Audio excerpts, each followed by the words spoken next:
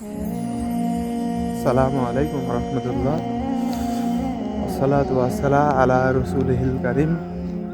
আম্মা বাদ, আউযু বিল্লাহি মিনাশ শাইতানির রাজীম। বিসমিল্লাহির রহমানির রহিম। আলহামদুলিল্লাহ, সমস্ত প্রশংসা সেই মহান রব্বুল আলামিনের জন্য, যে মহান রব্বুল আলামিন অনুকূল পরিবেশে সুস্থ রেখে এই দুনিয়াতে বসবাস করার মতো তৌফিক দান করেছে। সেই মহান রব্বুল আলামিনের শুকরিয়া আদায় করি, আলহামদুলিল্লাহ। বিষয়টা এমন যে ভাই, একটা কেন্দ্রিক বিষয়টা ভালো এবং মন্দ নিয়ে, একটা জিনিসের ভূমিকা ভালো এবং মন্দ। কথা হলো যে কোনো ছেলে অথবা মেয়ে খারাপ ভিডিও বা তার শরীরের অঙ্গ ভঙ্গিমাতে ভিডিওটা খারাপ, ইসলামিক দৃষ্টিকোণ থেকেও খারাপ। এখানে একটা মেয়েকে দিয়ে এক্সাম্পল দেই, মেয়েদেরকে দিয়ে এক্সাম্পল দিলেই ভালো হবে, সেক্ষেত্রে বুঝতেও ভালো হবে। একটা মেয়ে একটা ভিডিও বানাইছে, সেই ভিডিওটা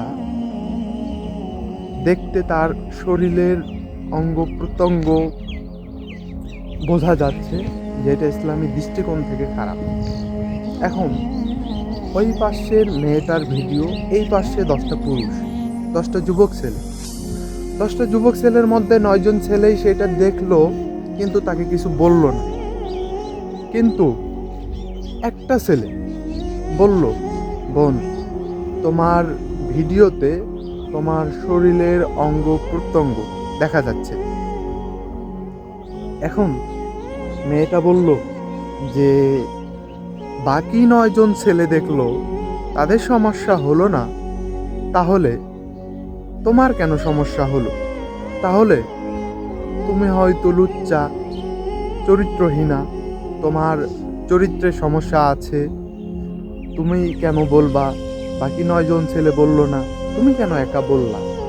কিন্তু আমার ভাবনা অনুযায়ী বাকি 9 জন ছেলে ওই মেয়েটার শারীরিক অঙ্গ ভঙ্গিমা দেখলো, দেখে নিজেরা অপরাধ করলো, মাস্টারবেশন করলো তাকে নিয়ে। কিন্তু একটা ছেলে দেখলো ঠিক, কিন্তু তাকে বলল, কিন্তু সেই অপরাধ করলো না। ওই বাকি 9 জন ছেলে যে মাস্টারবেশন করলো, সেই ছেলেগুলো মেয়েটা বা ভিকটিম সেই মেয়ে ছিল। তাহলে আল্লাহ তাআলা সেই জেনার অপরাধ ওই মেয়েটার নামেও উঠাবে। ওই ছেলেগুলো তো থাকলোই, ওই ছেলেগুলো তো অপরাধী হলোই, কিন্তু কাকে নিয়ে অপরাধ করলো? সেই মেয়েটাকে নিয়ে।